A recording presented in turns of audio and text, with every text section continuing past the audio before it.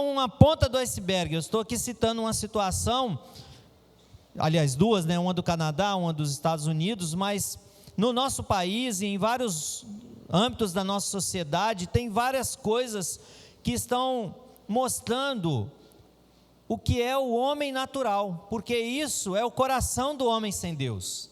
Esta é a vontade daquelas pessoas que caminham longe de Deus. Nós estamos falando de pessoas que o seu estilo de vida é contrário a Deus.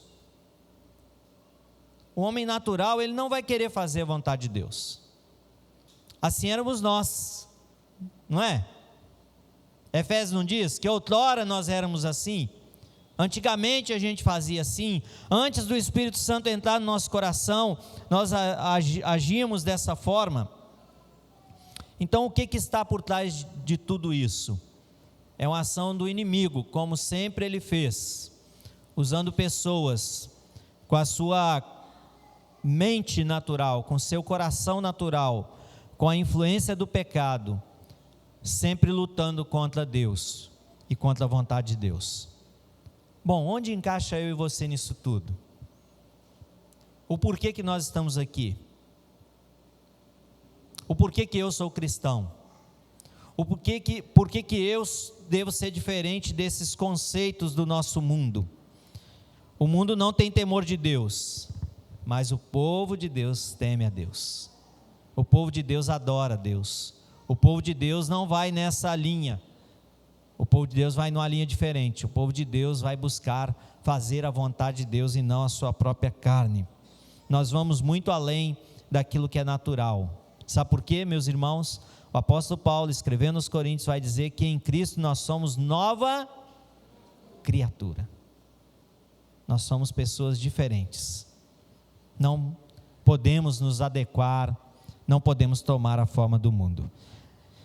Abra comigo o Salmo de número 33, e eu convido a igreja para que nós possamos ler juntos do versículo 8 ao versículo 12.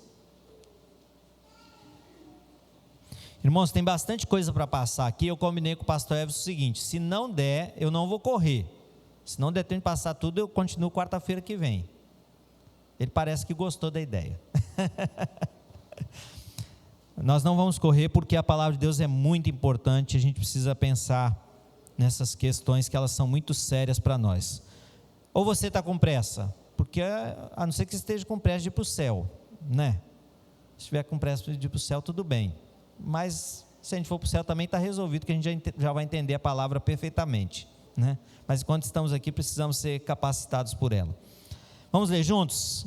Salmo 33, versículos 8 a 12. Leiamos. Tema ao Senhor toda a terra, temam-no todos os habitantes do mundo, pois Ele falou e tudo se fez, Ele ordenou e tudo passou a existir. O Senhor frustra os desígnios das nações e anula os intentos dos povos. O conselho do Senhor dura para sempre, os desígnios do seu coração por todas as gerações. Feliz a nação cujo Deus é o Senhor, e o povo que escolheu para a sua herança. Amém. Amados, as nações, os povos, as pessoas que são ditados pelos preceitos deste mundo, eles não temem a Deus. Mas o Salmo, ele começa nessa parte que nós lemos do versículo 8, dizendo: tema ao Senhor toda a terra. Todos os habitantes do mundo são chamados a adorar, a temer, a cultuar ao Senhor. Por quê? Porque nós somos criação de um Deus que é todo-poderoso. Ele tem todo o poder. Nada se compara ao Senhor. A gente costuma até usar aquela expressão, deuses, outros deuses, é apenas uma linguagem para a gente entender. Porque na verdade não existe outros deuses. Eles são criação humana. Outras divindades, outras pessoas que são consideradas poderosas, são criação do homem. Não existe outro Deus, existe um único e verdadeiro Deus. o Deus que nós tememos, o Deus que nós adoramos. Então as pessoas, elas estão vivendo de uma forma enganadas, enganando e sendo enganadas, porque elas acreditam que elas podem viver, por exemplo, sem Deus. É o que nós chamamos de ateísmo. Não existe Deus. Portanto, se não existe Deus, quem é o meu Deus? Quem é o Deus do ateísta, irmãos? Ele mesmo. O Deus do ateísta é ele mesmo. Porque se ele exclui Deus, bom, eu não preciso dar satisfação a ninguém, eu não preciso temer a ninguém, eu não preciso cultuar ninguém, não existe Deus, então eu vou viver minha vida. Olha a influência disso na sociedade. Aqueles que acreditam que existia uma pequena moléculazinha, que você não consegue, eu estou fazendo aqui, mas não é isso, é bem menor do que isso, que o nosso mundo acredita. Que tinha um átomozinho lá, pequenininho, ele explodiu e criou tudo isso que a gente existe. Mas por que existe essa chamada teoria? Isso é teoria, ou seja, teoria não é comprovado. Porque as pessoas quiseram tirar Deus. Porque se existe um Deus que criou todas as coisas, Ele é que comanda tudo. É Ele que governa sobre tudo. Então, se eu excluo que existe um Criador, que existe um Deus Todo-Poderoso, o que eu faço? Eu faço a minha vontade como um Deus, a minha carne, os meus prazeres. Eu não preciso cultuar a ninguém, nem reverenciar a ninguém. Você acredita, meu irmão, que o mundo veio de uma explosão? E que o mundo evoluiu e chegamos onde estamos? Você acredita nisso? É o que o mundo tenta fazer a gente acreditar. É o que a escola tenta ensinar. É o que a história tenta passar. Mas aqueles que realmente são sábios, aqueles que realmente são entendidos, vão se voltar para esse Deus Criador, que criou todas as coisas e sustenta. Porque na verdade nós não estamos numa evolução, nós estamos numa involução. Haja visto os alimentos que a gente comia ali atrás, não é verdade? Hoje precisa de quê? Hoje precisa do alimento geneticamente modificado para que consiga produzir. Porque se não houvesse a modificação dos genes dos alimentos, eles não produziam em abundância, em quantidade. E aí, estou falando só de um item, mas poderíamos falar de várias coisas. A degradação da natureza, da água, a poluição e tantas outras coisas. Mas quando eu e você somos despertados pelo Espírito Santo de Deus, nós não olhamos para essas coisas. Nós não damos valor a estas coisas, a esses conceitos do mundo. Porque aquele que realmente recebe o Espírito Santo no seu coração, a pergunta que ele vai fazer é: as minhas atitudes, a minha forma de culto, a minha forma de viver é para a glória de Deus? Glorifica a Deus? Isso que eu estou fazendo, isso que eu estou realizando, isso que eu estou falando, isto é a atitude de alguém que verdadeiramente teme a Deus, reconhece que existe um Deus Criador e que sustenta todas as coisas? Porque olha o que o versículo de número 10 diz, leiamos juntos: o Senhor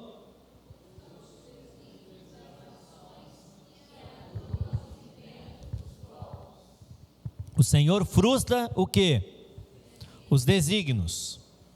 Ou seja, aquilo que as nações colocam como objetivo. Anula os intentos, ou seja, aquilo que o mundo faz. Está aí todos os sinais da disciplina, da justiça e também do cuidado de Deus para com seu povo. Esta é a beleza do Evangelho, amados. O Espírito Santo, ele vai agindo como aquela, a gente poderia dizer aqui para a gente entender de uma forma mais tranquila, mais fácil, a força. O Espírito Santo é a força de Deus, é o agir de Deus, é o poder de Deus, é aquilo que faz a coisa acontecer. O Espírito Santo vai agindo na vida das pessoas, nos corações das pessoas, transformando as pessoas. Porque, olha o que o texto diz: o Senhor frustra o desígnio das nações, anula os intentos dos povos.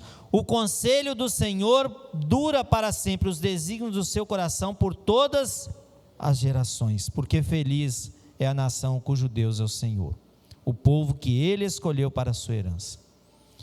E aqui eu quero abrir um parênteses. Muitas vezes nós confundimos esse texto e colocamos: vamos orar para que o Brasil seja essa nação. Que feliz é a nação cujo Deus é o Senhor. Deus é Senhor do seu povo. Deus não está preso às questões geopolíticas. Deus não está preso a um país. Deus não ama mais um país do que outro. Deus não é brasileiro, porque alguns até brincaram, né? Bom, se o Papa é argentino, Deus é brasileiro. Vê aqui. Não. Deus é Deus de todas as nações. Deus é Deus de todos os povos, e todos os povos precisam conhecer o Senhor. E aí entra a minha e a sua tarefa, que é levar este evangelho para que aqueles corações duros, ou aqueles que ainda não ouviram ou não conhecem sobre Jesus, possam passar a conhecê-lo. O Espírito Santo então é quem vai mover o nosso coração, e aí nós somos transformados a ponto de querer mais de Deus e não se adequar a este mundo. Como que isso acontece? Através da fé. A fé é aquilo que nós vamos desenvolver para que as nossas ações, para que os nossos projetos possam glorificar a Deus. E quando nós exercitamos a nossa fé, verdadeiramente nós vamos agradar a Deus, como o autor aos Hebreus diz: sem fé é impossível. Não tem como dizer que é crente se não tiver fé. Não tem como dizer que quero agradar a Deus se eu não exercitar a fé. Bom, como exercitar a fé então, irmãos? Como que nós exercitamos a fé? Como a gente tem dificuldade nisso, o que Deus faz? Permite a gente passar por uns perrengues. Permite situações para que nós possamos exercitar a fé. É tipo a mãe ou o pai que disciplina o filho. Coloca ele para pensar.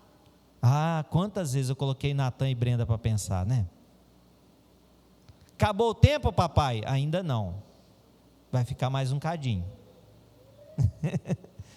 Vai ficar mais um cadinho para pensar. Mas é por maldade? Não, é para a bênção. Assim Deus também faz isso com a gente, para que a gente ande mais no trilho. Deus permite que a gente passe por algumas coisas, e isso vai nos mostrando, e vai pegar aí o gancho dos adolescentes, tá bom, Ana? Vai lapidando.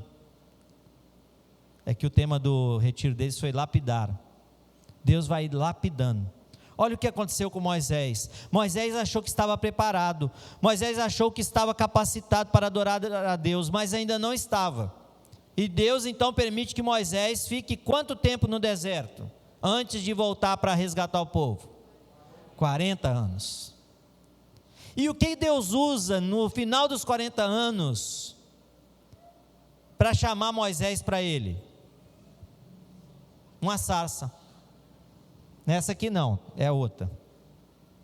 Essa aqui tem até que mudar, né? Usou uma sarça. Mas quando Moisés vai se aproximando daquela sarça, o que acontece com Moisés? Ele passa a temer a Deus, no sentido de respeitar quem é Deus. E o Senhor fala com ele as atitudes que ele deveria fazer, tomar, para que ele pudesse agradar a Deus. Mas ali é o que? Deus usou aquilo de uma forma para que ele pudesse ver coisas que antes ele não via, para que ele pudesse perceber que Deus era o Todo-Poderoso. Aquilo foi uma experiência que Deus usou para que Moisés pudesse se aproximar mais de Deus e da sua vontade. Porque, pense comigo, amados, eu fico assim, no exercício de imaginação, tá? Não vai falar que está escrito na Bíblia, não. É exercício de imaginação. Eu fico pensando que Moisés talvez passou ali, já tinha visto aquela sarça várias vezes. Mas agora tinha algo diferente. O que tinha de diferente? A presença de Deus. A presença de Deus é manifestada de uma forma para que Moisés pudesse se aproximar mais de Deus. O seu sogro já tinha falado muitas coisas para ele, tinham ajudado a ele entender algumas coisas. As experiências que ele tinha vivido antes também, mas agora Deus usa aquele meio para que ele pudesse chegar mais próximo do Senhor. Quer ver outro exemplo na palavra de Deus? Jacó.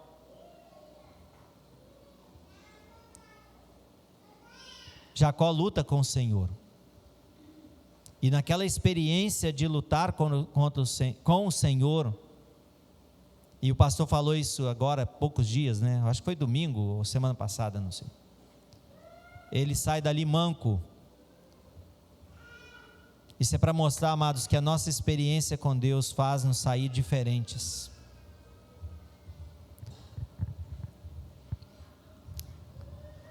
É querer mais de Deus. E Jacó lutou aquela noite inteira. Quando nós passamos a temer o Senhor, quando nós passamos a conhecer mais quem é Deus, o seu poder, o que Ele faz e o que Ele pode fazer, isso vai fazer com que nós possamos não ter mais prazer no pecado e nas coisas deste mundo, naquilo que a gente falou lá no começo. A gente não vai aprovar essas coisas, a gente não vai concordar com essas coisas, porque, meus amados irmãos, pecado não é só fazer algumas coisas ou deixar de fazer algumas coisas, mas nós pecamos também quando nós concordamos com aquilo, quando nós não lutamos contra aquilo, quando nós deixamos com que aquilo possa perpetuar, quando nós não levantamos a nossa voz contra o pecado. Não podemos nos calar, amados. Vire aí talvez uma página ou duas da sua Bíblia, Salmo de número 36. Salmo de número 36.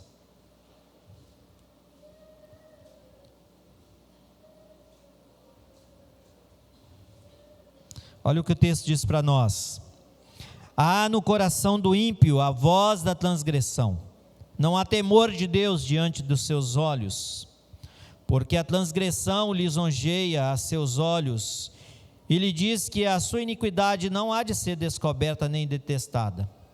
As palavras da sua boca são malícia e dolo. Abjurou o discernimento e a prática do bem. No seu leito maquina perversidade. Detém-se em caminho que não é bom, não se desapega do mal. Até aqui. Eu vou ler numa outra versão, e aí você acompanha aí na sua. Ou se o André quiser passar aí de novo, versículo 1, 2, 3 e 4. Essa outra versão nos ajuda a entender um pouquinho melhor. Olha o que diz. O rebelde contra Deus tem o seu radar na sedição. É todo ouvidos quando o assunto é pecar. Ele não tem consideração por Deus, se mostra insolente diante dele. Ele diz para si mesmo até acreditar que seus crimes nunca serão descobertos.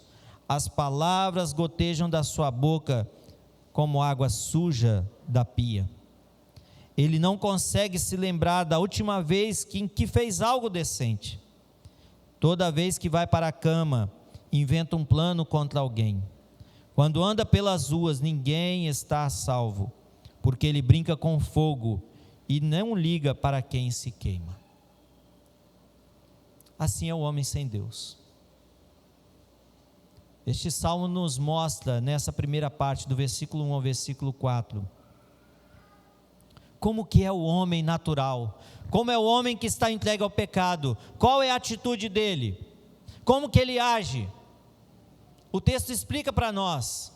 ele deita e já começa a maquinar alguma coisa má. Eu tenho que fazer isso, eu tenho que fazer aquilo.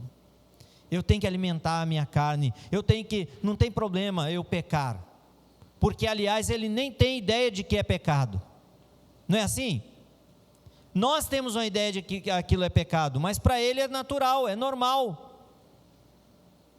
Nós poderíamos aqui falar de coisas morais, por exemplo. Para ele não tem problema mentir, porque é natural mentir. Ele não acha que é pecado o homem sem Deus, esse transgressor. Outra coisa, se algo vai queimar alguém, vai machucar alguém, vai maltratar alguém, vai causar prejuízo para alguém, ele não está nem aí. É isso que o Salmo está dizendo para nós. Outra atitude que ele tem é o seguinte: ninguém vai saber do que eu estou fazendo de errado. Estou aqui fazendo escondido. Ninguém vai descobrir. Ou seja, mesmo que venha uma certa consciência de temor, mas mesmo assim ele vai praticar porque ele acha, não tem problema, ninguém vai ver. Ninguém vai ficar sabendo disso que eu estou fazendo de errado. O pecado faz com que as pessoas sejam indiferentes a Deus. O pecado faz com que as pessoas sejam indiferentes ao sacrifício de Jesus na cruz. Para eles não tem sentido uma divindade vir e morrer por um inimigo. Não tem sentido para o ímpio. Para nós tem, não tem, irmãos? Para nós tem muito sentido. Para nós tem sentido porque aquela cruz era para mim, era para você. Não tem como nós nos justificarmos a nós mesmos. Mesmo que qualquer um de nós que aqui estamos dissesse, não, eu vou morrer na cruz pelos meus pecados, eu me entrego para morrer, a justiça não seria satisfeita. Sabe por quê? Porque nós somos pecadores. O sacrifício seria ainda imperfeito. O sacrifício seria igualzinho àqueles animais que morreram lá no passado, que foram mortos como sacrifício.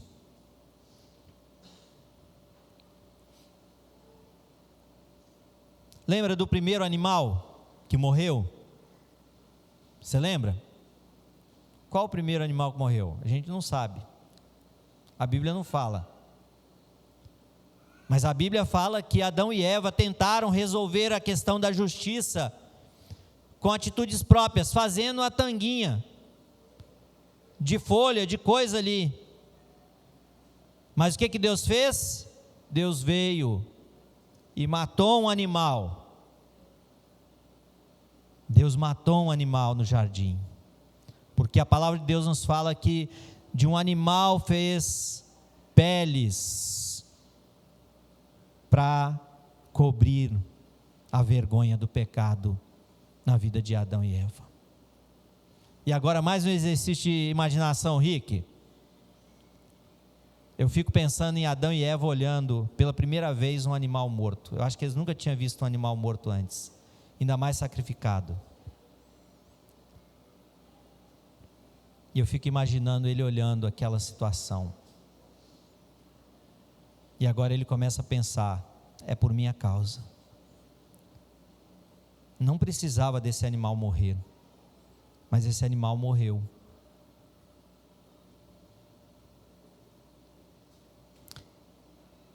Jesus morreu por mim e por você. Jesus foi até a cruz. E isso, amados, faz tanto sentido para mim e para você, que fomos alcançados pela graça salvadora de Jesus, mas tem muitas pessoas que ainda não sabem disso, não entenderam isso, estão cegos pelo pecado, estão cegos pelo inimigo das nossas almas, estão cegos pelos prazeres deste mundo, pelos conceitos que são passados ao longo da história. Tem algumas coisas, amados, que aconteceram na história da humanidade que foram boas, agradáveis, trouxeram benefícios. Quer ver um exemplo? Você já pensou se fosse ir no supermercado hoje fazer uma compra e o caixa do supermercado digitar preço por preço? Como era há 20 anos atrás? Hein? Olha como é que o código de barras aí facilitou, né? E os leitores. Tinha que digitar um por um, depois saía aquela listona lá, aí deu tanto. Aí você ia contar o dinheiro. Se fosse dono da mercearia, amigo seu, você combinava, vou pagar tanto, deixa tanto pendurado aí. Algumas coisas adiantaram a nossa vida. Não ia ter supermercado, amados, que ia caber o tanto de gente se fosse daquele sistema lá. Tem coisas que são boas, nos ajudam, facilitam a nossa vida hoje. Quando eu era presidente da federação, alguém ligava lá para a dona Marlene. Ela tinha telefone em casa, a maioria não tinha, né? Alguns tinham.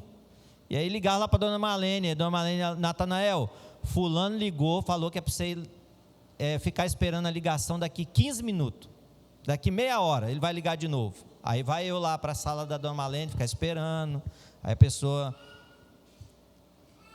Aí cuidava, tratava da reunião, aí marcava tal dia, tal hora, em tal lugar, pronto. Não tinha esse negócio de ficar lembrando, de mandar mensagem. Então veja as facilidades que nós temos hoje.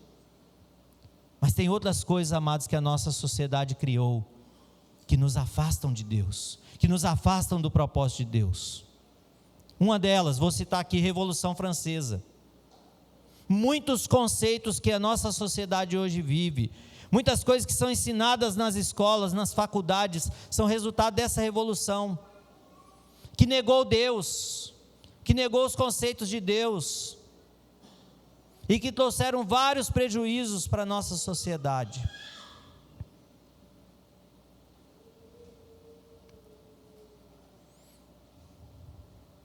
Nós apenas vamos introduzir para a próxima quarta-feira. Salmo 10. Volte aí algumas páginas da sua Bíblia.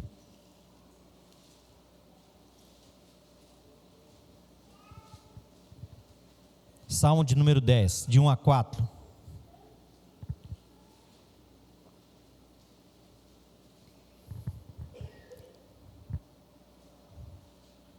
Vamos ler juntos? Porque, Senhor, te conservas longe e te escondes nas horas de tribulação, com arrogância os ímpios perseguem o pobre, sejam presas das tramas que urdiram, pois o perverso se gloria da cobiça de sua alma. O avarento maldiz o seu Senhor e blasfema contra ele. O perverso na sua soberba não investiga, que não há Deus, são todas as suas cogitações. O que o homem sem Deus diz? Essas coisas aqui. Se a gente fosse resumir, ele está dizendo: não existe Deus. Então, o que ele, se não existe Deus, o que ele faz? Como que é a sua maneira de agir? Nós poderíamos, o que caracteriza, o que faz parte da personalidade, o que identifica esse tipo de pessoa? É uma pessoa que vai viver a sua vida de acordo com os seus conceitos e valores, sem levar em consideração nem mesmo quem está ao seu redor. Um exemplo, alguém que quer satisfazer a sua própria carne, o seu próprio desejo carnal, ele não vai levar em consideração as consequências dele cometer um adultério. Ele não vai se lembrar das promessas que ele fez no dia do casamento, de ser fiel.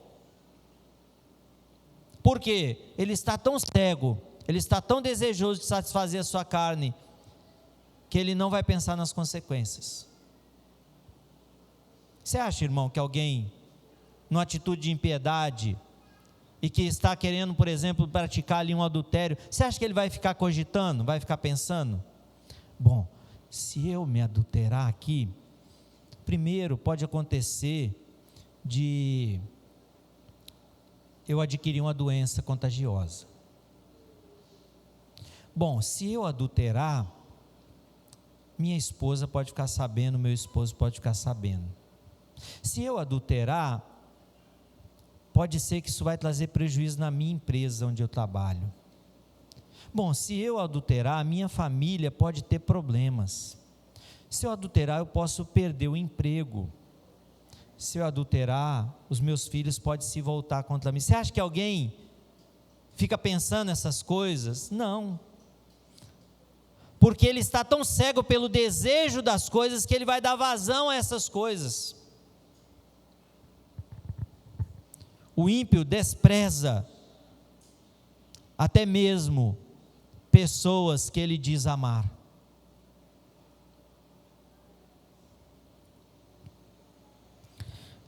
Há poucos dias atrás, eu não me lembro se foi no início dessa semana ou final da semana passada, eu vi uma pessoa lamentando porque ela queria abraçar o filho, mas o filho estava distante. Lamentando porque queria sentir o cheiro do filho e não podia sentir o cheiro do filho. E a minha pergunta é: por que essa pessoa não pensou antes de tomar as atitudes que ela tomou? É porque o pecado faz isso. O pecado faz com que a pessoa, na hora de cometer os seus pecados, de colocar vazão à sua própria vontade, ela não pensa nas consequências. Ela não pensa que vai atingir pessoas próximas, pessoas que ela considera, pessoas que ela ama. Assim é o homem sem Deus, amados. Assim é o mundo em que nós vivemos. As pessoas estão aí vivendo seus conceitos, seus valores, defendendo o aborto, defendendo processos que são corruptos, atitudes corruptas,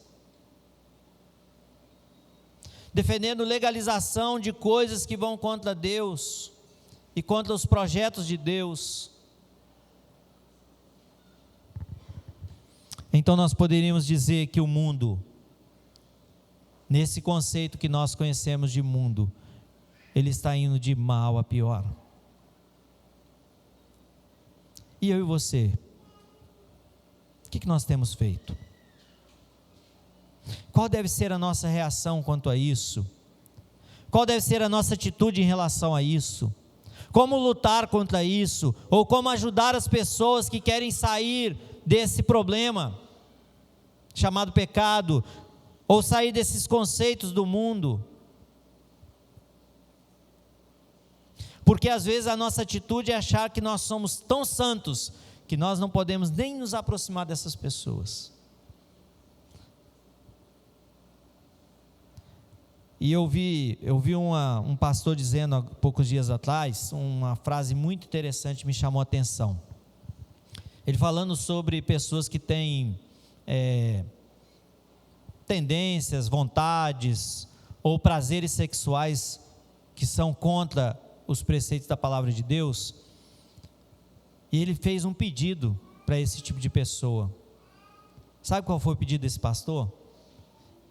Ele disse: se você está nessa prática, se você age dessa forma, nos permita amar você e apresentar o Evangelho para você. É triste, amados, quando nós vemos pessoas que às vezes já até caminharam conosco, já cultuaram a Deus sentado do nosso lado, e vermos hoje afundados numa vida de pecado, longe de Deus. Se nós estamos aqui, se nós estamos desejosos de aprender da palavra, como estamos aqui, eu creio que esse é o desejo seu de ter vindo aqui nesta noite. É somente pela misericórdia do Senhor. porque senão talvez nós estaríamos lá na sarjeta, nós estaríamos numa vida de pecado, nós estaríamos alimentando a nossa vontade meramente carnal. Mas o que faz com que nós estejamos desejando Deus e temendo a Deus é o Espírito Santo aqui no nosso coração, é o Espírito Santo agindo na nossa mente, é o Espírito Santo trocando os nossos valores, nos tirando dos valores terrenos e nos apontando os valores celestiais. É mostrando para nós que nós devemos amar aqueles que Deus ama. É colocar em prática o ensino das Escrituras. Resumido, quando Jesus diz que nós devemos amar a Deus e amar ao próximo. Amar a Deus sobre todas as coisas, ao próximo como a nós mesmos. Pergunta aqui para a gente então dar uma pausa até quarta-feira que vem. Temos amado a Deus? Verdadeiramente, acima de qualquer coisa?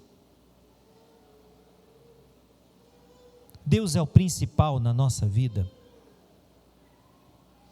Ou será que nós estamos criando outros ídolos para nós?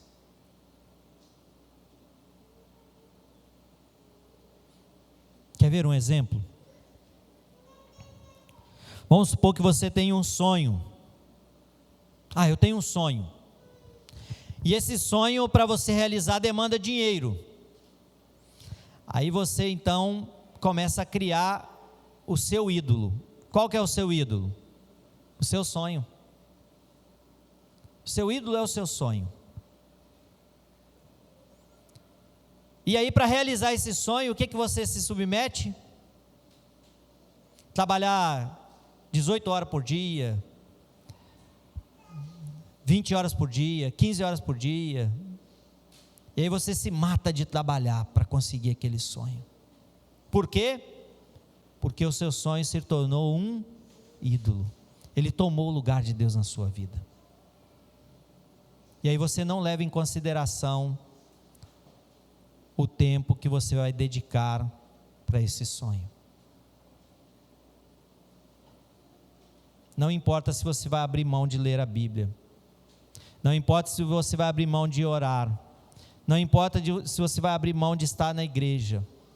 Não importa se você vai abrir mão de estar com a sua família, de dedicar tempo junto com a sua família, de sentar junto com o seu filho, de brincar com o seu filho, com o seu neto. Por quê? Porque você tem um sonho. Aí eu te pergunto, será que você está amando a Deus acima de todas as coisas? Ou você está amando o seu sonho? Meu querido irmão, eu não estou falando que é para você deixar de sonhar. E não é errado sonhar e planejar. O problema é quando isso toma o lugar de Deus. O problema é quando a gente coloca o coração nisso e a gente não leva em consideração outras coisas que são tão importantes quanto esse sonho que você quer realizar.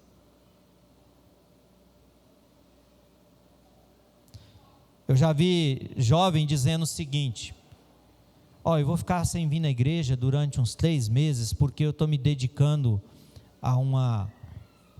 para um vestibular, então eu preciso estudar bastante.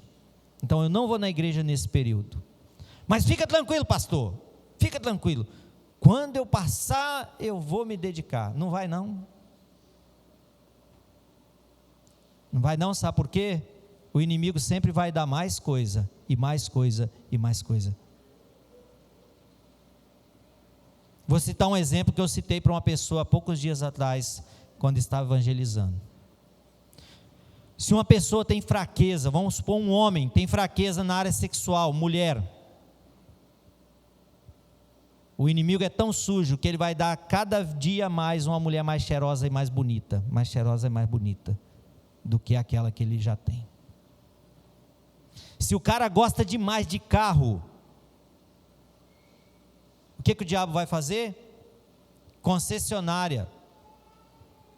As fábricas, cada dia que passa, vai lançar um carro mais luxuoso, com mais um apetrecho, mais um acessório, e o cara só vai pensar naquilo: eu tenho que trocar de carro, eu tenho que trocar de carro.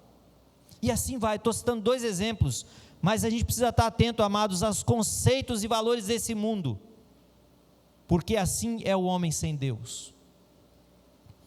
Então eu te pergunto: você tem amado a Deus? Ou você tem amado este mundo? Você tem amado ao próximo como a si mesmo, a ponto de abrir mão de alguma coisa sua propriamente em favor de alguém, como expressão de que realmente você ama essa pessoa, porque você já primeiro ama a Deus? Que a gente possa sair daqui hoje pensando um pouquinho sobre isso, que a gente possa não viver os conceitos deste mundo sem o temor de Deus. Existe um mundo que vive hoje sem o temor de Deus, mas Deus tem uma proposta muito melhor para nós, que é temê-lo, viver para Ele, glorificar a Ele, agradar a Ele, e certamente nós vamos ser bênção, e nós vamos ser abençoados. Sabe por quê? Porque o nosso coração não está aqui, no agora, no hoje, mas nosso coração está nas coisas eternas. Nosso coração vai estar naquilo que está o coração de Deus, e o coração de Deus está nas pessoas. O objetivo dele é fazer com que pessoas de toda tribo, língua, nação, povo, etnia, o adore e o cultue. Vamos orar?